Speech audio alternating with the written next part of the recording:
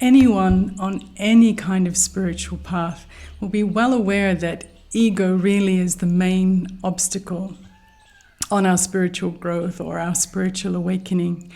But what exactly is ego? So in this Soulcast episode, we're going to have a look at a really useful definition of what is ego, so we can really understand when our consciousness has been hijacked by ego, but also to understand how ego really is the root of all ignorance and therefore of all suffering. Actually, it really is at the root of all negative behaviors and emotions. It's an extremely important subject. So over the next 5 or 6 episodes, this will be a deep dive into the ego. So my name is Gillian Soares, and I've been enthusiastically exploring all aspects of consciousness as a Raja Yoga meditation student and teacher, but also as a professional self-development trainer for almost 30 years.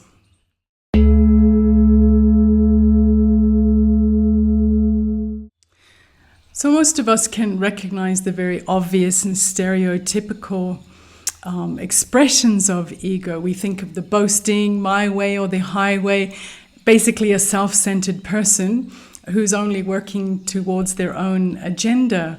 But sometimes we don't recognize the reverse side of the ego, which is I'm not good enough, I don't want to risk making a fool of myself, putting others ahead of ourselves, and passive types of behavior.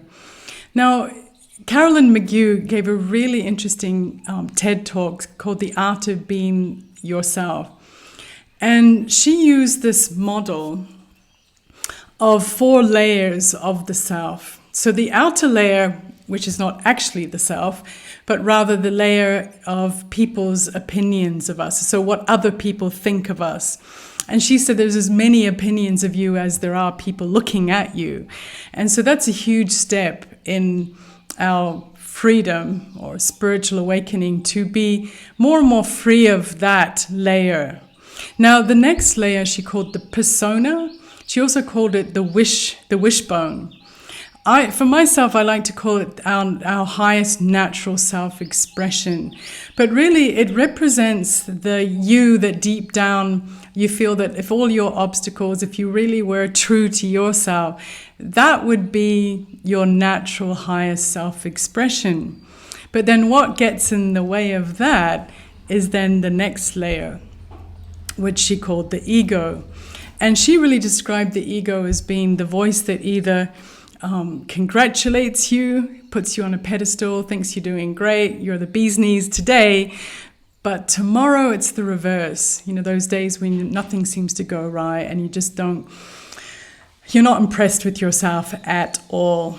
And so most of our self-images fluctuate between thinking we're great and thinking we're lousy, but those are the voices of the ego. And then finally, in the center is what is the real or the permanent self. So she used the word soul, and she spends a lot of time in India. So she's very familiar with this concept of a self that is permanent, eternal, timeless, like a spiritual, real self. And she used the analogy of sky, that the real self is like a sky, and no matter what the weather is like, that can never affect the sky. You know, it's always itself. Now, really the key for expressing your true highest potential is to reduce that ego, because that actually is what blocks that real inner soul self from expressing itself through the real persona, or the highest kind of persona you can imagine for yourself. So the definition that I like to use for the ego is one that comes from author and actually friend and colleague McHugh. And he described the ego as being attachment to a false or wrong image of yourself. Now that sounds really simple, but let's really break it down. So what does he mean by a false image or a wrong image of yourself, or in a sense, a false identity? So what we do really from very young And this automatically happens in a society that is helping us to build this fake or false identity, is that we get told who we are. We get told to identify with our looks. You're a pretty girl, you're a clever boy, you come from this type of family, this is what your father does. And then that grows into, my job and my family and my house and my car and my opinion. And so this castle, I love this analogy, we're constantly looking to shore it up, to add more and more bricks with our achievements. And those can be based on very external, obvious things, like what we do, what we have, how we look. But they can also be based on more subtle things, my opinion, what I believe, my way of looking at the world, my personal story. And that's a whole world. We're going to look in depth at both of these sides of the ego. But the thing about this castle, and this is the point that they are wrong or false, is that none of them are really the eternal sky self. They all represent very changeable things, like the ego. Some days we feel our castle is fabulous, it's shining, it's gold, and then other times we don't feel proud of our castle, and we call it ourself. We don't feel proud of ourself, but actually what we're doing is judging ourselves by the bricks in this castle, all these many, many facets of our identity or false identity. Now, of course, because they're not permanent, they're always vulnerable to change. So really, when we talk about a castle, it's more like a sand castle. And the waves of change are constantly threatening to break the castle down, threatening it in some way. And then that leads to a lot of deep sense of insecurity.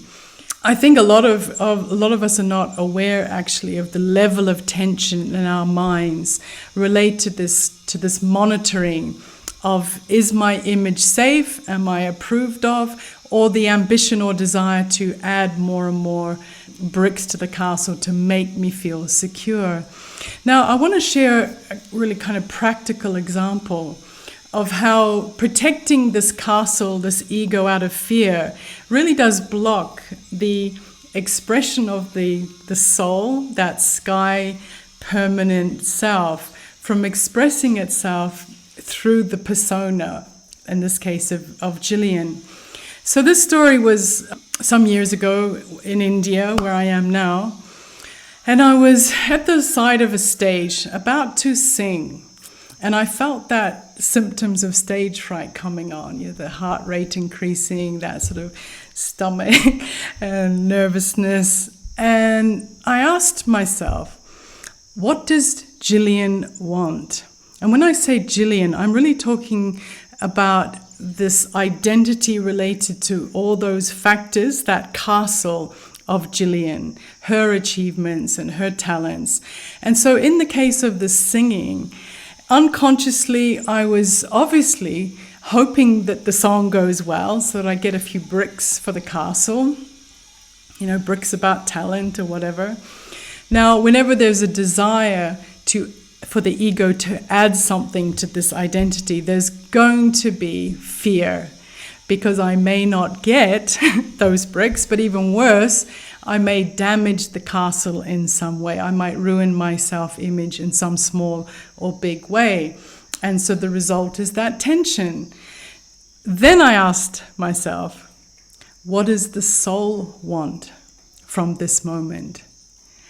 And what was amazing is that my mind went so quiet, and the word nothing came to my mind. That the real self, the internal soul self, didn't need anything from this moment. It had no interest in gaining anything for the castle, because it was so clearly aware that that's not the self. And in that moment of the nothingness, of the quiet mind, like all that fear just disappeared. But what was the most interesting thing was that when Gillian went to sing the song, it really had never been sung so clearly before.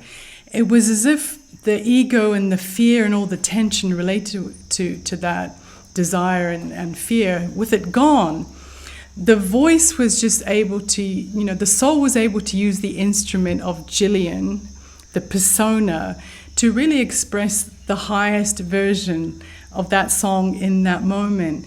And when it had finished and everybody was like, wow, that was really nice, it really felt like, oh, they're just talking about this character in this moment. The ego didn't need to feed off that. I didn't need bricks, because I was feeling so separate from the castle and so aware of just the natural attainment and fullness of the real self. People often say, well, without ego, without the desire to add more bricks to my castle and have those achievements, then I'm really not going to be motivated at all. Like, what's the point then? And I think this is a genuine kind of dilemma for people when they do shift out of ego and looking for a more authentic motivation. And so there can be a period of feeling a bit lost, a bit dull and dry, because the ego really gives us adrenaline and cortisol and a feeling of excitement. So that fear and desire give a certain feeling of liveliness, and without it, sometimes it can feel like, oh, nothing inspires me anymore. But you weren't actually inspired in spirit. It was ego looking for food through you. And so there will be this period of adjustment as you really discover your true inspiration and your true enthusiasm, which is very different from excitement.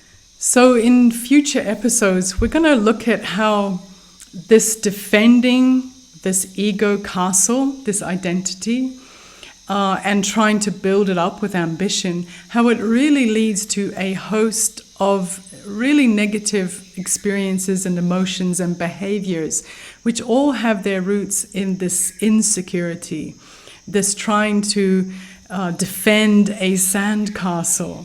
But by recognizing how this ego mechanism works, we can really understand when our consciousness gets hijacked, and then how to bring ourselves back to that center self, the real self, the soul self, the feeling of that freedom of the sky, that needing nothing of the soul. And now that can sound quite abstract, but once you start to really experiment with these concepts internally, they will turn into something that's a self-evident truth. So the idea that the soul needs nothing and the freedom that that brings is no longer just kind of a nice concept, but it becomes something that you can really draw on to cope with all sorts of challenges, big and small, that the ego brings on us. So I really look forward for you to join me on this journey. And if you really do enjoy these kind of conversations and topics, I really do encourage you to subscribe to the channel, comment, like, any of those things really help the channel to grow. And thank you for listening. See you in the next video.